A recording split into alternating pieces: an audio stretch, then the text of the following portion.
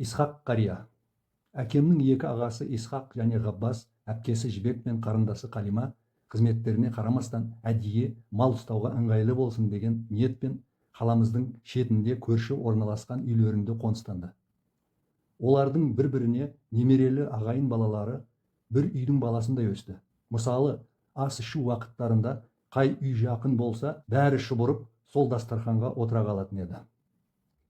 Өте ақкөңіл, ашық мінезді, арамдық қулықтарды жек көретін марқұм Исхақ әулеттің ең үлкені еді. Ірі денелі, шымыр, қарулы, ол жас кезінен бері көп сөйлеген мылжыңдарды жақтырмайтын.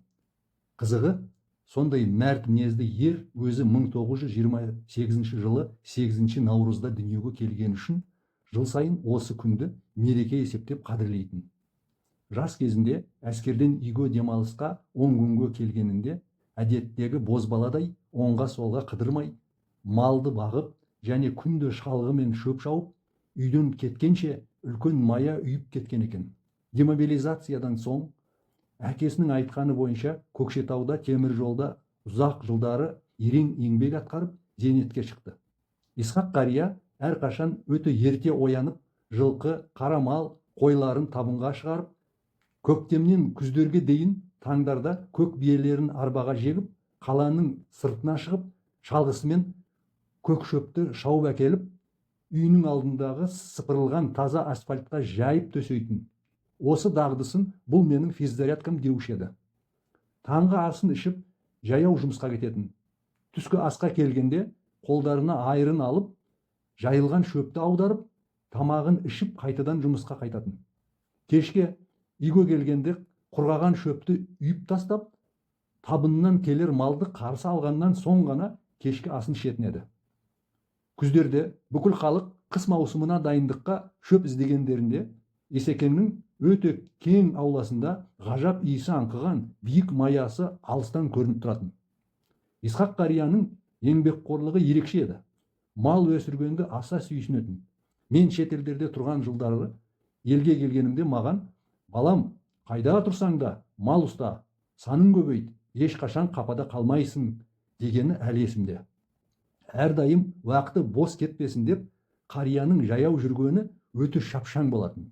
Тез жүргенінен бірге еріп келе жатқандардың бәрінің іштері ауырып, олар шыдамай демалуға тоқтап қалатын. Есекеңнің жүрісі де қызық еді. Өте қарулы денесінің оң бүйірімен ғана алға жүретін. Кештерде, қолы бос сағаттарда қария Абай және Шәкәрімнің шығармаларын оқығанды жақсы көретін және қазақ радиосының күйлері мен термелерді сүйсініп тыңдайтын. Содан болар, қазақшасы өте терең еді. Тағы айтарлық, қазақ, орыс, украин арасында өскені үшін таза орысша және украинше сөйлегенінде әлгілер құрмет ықыластарын жасырмайтынын көретін едім. Исхақ ақсақал жас кезінде үйленген өте сұлу жұбайы Сұлушаш анамыз екеуінде Алланың берген 5 баласы болды. Олар Сәуле, Әшім, Айжан, Омар және Ғалия. Сәуле туғаннан бері кемтар болып, өмірін үйінде мейірімді күтім, аяулы мәпелеу көріп өткізді. Ал өте ақылды, зиялы Әшім ағам жастайынан мектепте үздік оқып, Қарағандыдағы университетінде математика факультетінде оқыды. Сол ағам әскерге барып, сонда суық тиіп, бүйрегі ауырып келді. Асқынып, көп емделсе де, қыршын жас қайтыс болды. Сәулет әтеміз де енді марқұм болған. Исхақ ақсақалдың денсаулығы ерекше болатын. Тіпті оған тұмаудың өзі тимейтін еді. Бірақ 1999 жылының 18 қаңтарында 71 жасында тез арада онкология ауруы себебімен өзінің ақ жарқын бейнесін жүректерімізде сыздатып, аяулы қария фәниден бақиға аттанып кетті. Аллах тағала Исхақ ақсақалдың өмірінде біліп-білмей істеген күнәларын кешіріп, мол рахмын жаудырсын. Ерекше адал адам еді. Осы әңгімені мен 2015 жылы жазып едім. Әлі айтарым мол. Менің каналыма жазылыңызшы.